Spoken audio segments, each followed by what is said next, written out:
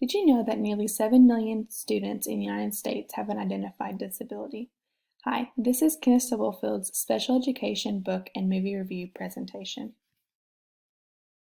The statement of purpose is to analyze the way disabilities, specifically autism spectrum disorder and physical impairments, are represented in a book and film, how the media portrays those with a disability, and how those around them respond to that disability.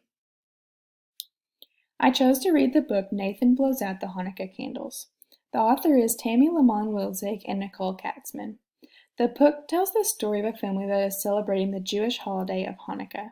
One of the children in the family, Nathan, has autism spectrum disorder, which is evident through his repetition of words and phrases, his inability to control behaviors, and often being in his own world.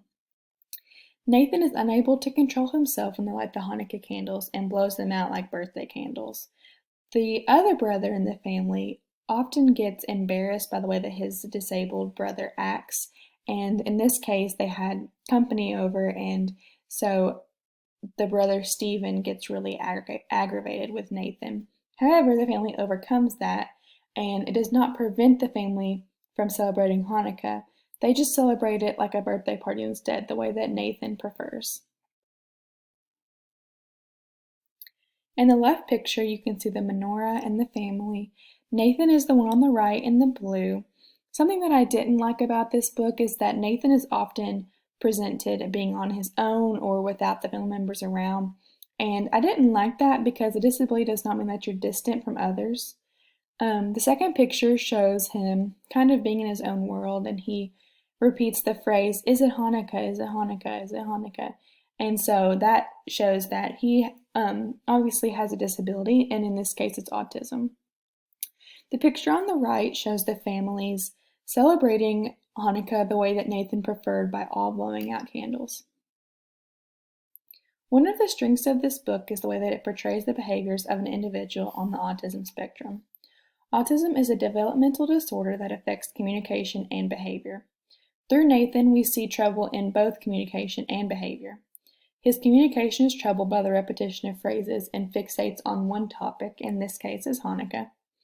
His behavior is troubled by being unable to control himself from blowing out the candles, unable to play the game of dreidel correctly, and often being in his own world. Another strength of this book is the way that it gently explains autism to the brother in a way that children could understand. The mother describes Nathan's disability as his brain being wired differently. Another strength is the way the family responds to the actions of Nathan. Instead of the two families being upset about Nathan's actions at the Hanukkah celebration, they celebrate it his way, because Nathan sees the world differently, but there's nothing wrong with that. I would utilize this book in my future classroom when talking about the Jewish celebration of Hanukkah. The book mentions the menorah, the dreidel, and how the candles are meant to be used, which are all representative of the celebration. Also, it will teach children to embrace the different ways that people view life. I chose to review the film Happy Feet.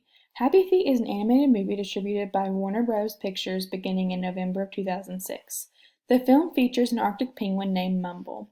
Mumble is born into a family of penguins where everyone has a heart song, which is the tune they use to attract a mate. However, Mumble cannot perform the heart song. He only knows how to tap dance. He begins to feel very left out and as though he doesn't belong. He gets picked on by the elders in his group due to his inability. However, he finds another group of penguins to hang out with that accept him for who he is and embrace his uniqueness. He goes on many adventures with this group, and he eventually comes back to his colony and talks to his father. His father insists that Mumble stop dancing, and Mumble refuses to do that, and so he gets exiled from the colony. He finds himself on a beach in Australia where he is rescued and taken to Marine World. Once he is released, Mumble returns to his colony and challenges the elders of the colony. The colony eventually accepts Mumble for who he is, and they all dance together, embracing his uniqueness. As you can see in the picture on the left, Mumble is dancing, and you see the words Happy Feet. Happy Feet, obviously the title came from his happiness that he finds through his tap dancing with his feet. And in the picture on the right, you can see Mumble and his father embracing. The film did a great job of displaying the struggles that many individuals face when they don't belong or feel left out.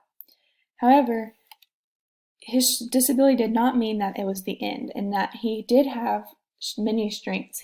Even though he couldn't perform the heart song, he was able to tap dance. And so the strength of this movie was that even a person with disabilities has many strengths. I also enjoyed that this movie showed the acceptance of those who are unique and embraced the differences we all have. Instead of keeping Mumble out of the group, they eventually accept him and they all dance with him together. This movie could easily be incorporated into the classroom.